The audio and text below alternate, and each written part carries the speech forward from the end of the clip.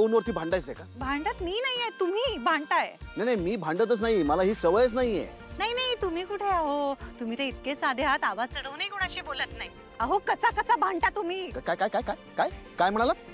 कचा कचा कचा कचा हा शब्द वापरला तुम्ही माझ्यासाठी? मी कचा कचा भांडतो? हो, कचा कचा भांडता, कचा कचा भांडता. काय काय तुम्ही बोलताय? हा नंदिनी मॅडम, किती डिस्कस्टिंग बोलताय तुम्ही. नंदिनी नाही, स्वानंदी नाव आहे माझं. तेच ते, नंदिनी काय स्वानंदी काय एकच आहे. तेच ते काय, तुम्हाला म्हणू का मी समरच्या ऐवजी पावसाळा? नाही नका म्हणू, त्याच्यापेक्षा तुम्ही मला मान्सून म्हणा. हिवाळा किंवा पावसाळा, समर किंवा मान्सून. नाही तुम्हाला मी पावसाळा म्हणणारच नाही. का? कारण पावसाळा आहे ना, मला आवडतो. पावसाळा आला की कसं छान शांत प्रसन्न वाटतं. माझी आजी सुद्धा म्हणते मी आलो की तिला प्रसन्न वाटतं. नाही लाज आहे ना त्यांचा, करणार काय बिचाऱ्या. बिचाऱ्या वगैरे काही नाहीये, माझी आजी महा. असं बोलता का तुम्ही तुमच्या घरातल्या मोठ्या माणसांना, स्पेशली तुमच्या इतक्या लाडाच्या आजीला?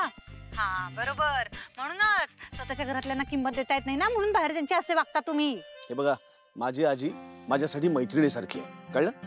अर्थात आता घरात आजीशीच मैत्री करावी लागणार, कारण बाहेर तुमच्याशी मैत्री कोण करणार? काय म्हणायचं तुम्हाला? स्वभाव बघा स्वतःचा, म्हणजे कळेल. माझ्या स्वभावाबद्दल तुम्हाला काय माहिती हो? काय ओळखता तुम्ही मला?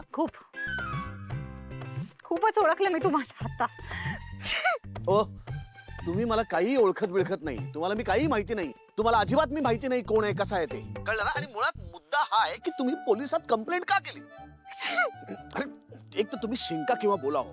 तुमच्याशी बोलताना ना मला नुसतं बोलता येऊ शकणारच नाहीये बहुतेक ह्याच्या पुढे. सतत शिंका आणि बोलणं, शिंका आणि बोलणंच होणार आहे माझ्यामुळे. बरं ते सोडून द्या, मला ते सांगा तुम्ही पोलिसात कंप्लेंट का केली? का म्हणजे?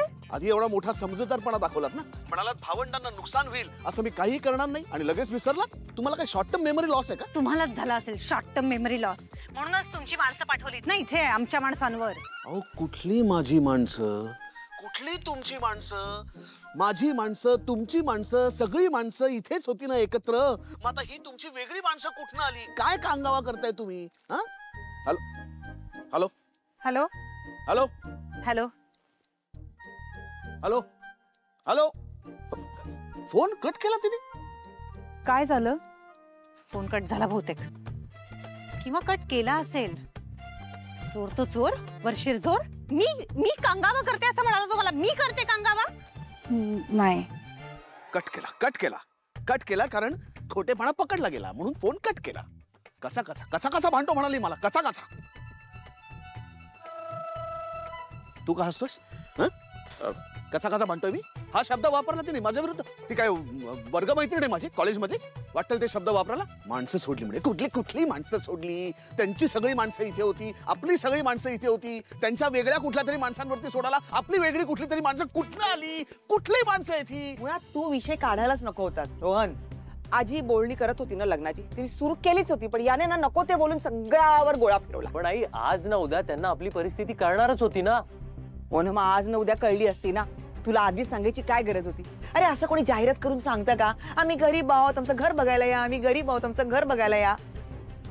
हे कसा बोलला तो? सांग, तुला पटतंय याचं बोलणं? पटतंय? नको त्या वेळेला नको ते बोलायचं. लग्नाची बोलणी करायला गेलेला माणूस असताना हे असं कोणी बोलतो का? मंदाकिनी अगं काय आहे, तिला शांतपणे पाणी तरी पिऊ दे. हे आई, मला असं वाटतंय रोहन आता काही चुकीचं नाही वागलाय. त्यांना आपली परिस्थिती जी काय आहे ना ती कळायलाच हवी. अगदी खरंय, रोहनचं म्हणणं मला पटतंय. त्यानं सुरुवातीलाच अतिशय प्रामाणिकपणे सगळं खरं सांगून टाकलं, हे चांगलंच केलं. हो ना? मग माझ्या बहिणीचं लग्न जमत नाहीये, तिचं लग्न जमल्यानंतरच मी लग्न करणार हे सांगायची काय गरज होती? हो, हे बरोबर आहे आईचं. काय गरज होती रे तुला हे सांगण्याची? अरे केवळ परिस्थितीमुळे इतकं चांगलं स्थळ सोडायला निघालाय हा मुलगा. बघा मूर्ख कुठला. उलट अधिरा या घरामध्ये लग्न करून आली असती ना तर आपली परिस्थिती बदलणार आहे. हिच्यासाठी आई तू प्लीज शांतपणे ऐकणार आहेस का माझं? प्लीज. हे बघा, मी जे काय केलं ना त्यात काही चुकीचं असं मला वाटत नाही. त्यावेळी मला जे सुचलं ते मी केलं, मी बोललो. आणि फ्रँकली स्पीकिंग मला नाही वाटत आता आमचं लग्न वगैरे काही होणार आहे. कारण आजपर्यंत अधिराकडून फक्त ऐकलं होतं की ती किती श्रीमंत, पण आज प्रत्यक्षात पाहिलं. तुम्ही सगळ्यांनी बघितलं ना तिचा पिंट्यात आता किती मोठा माणूस आहे.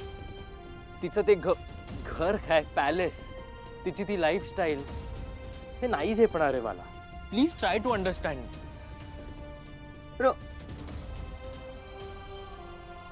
रोहन, समजाव याला, बावळ कुठली. जाने क्या बात है. दोन गोष्टी आहेत.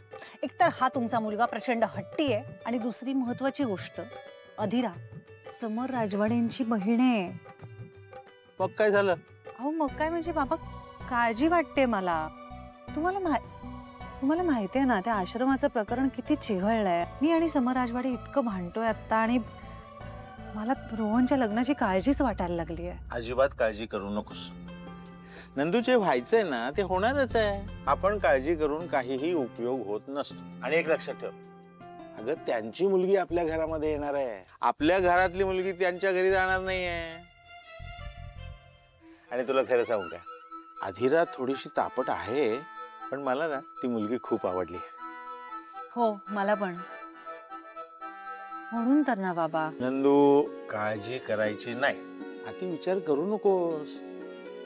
सगळं मार्गी लागणार आहे. आपण प्रयत्न करत राहायचंय ग. यशापयश हे त्याचं काम आहे. तो सुख करता, तो दुःख हरता, तोच करता आणि करविता, मोरया मोरया. बघतोयस ना बाप्पा, त्या समर राजवाड्यांना थोडीशी सद्बुद्धी दे.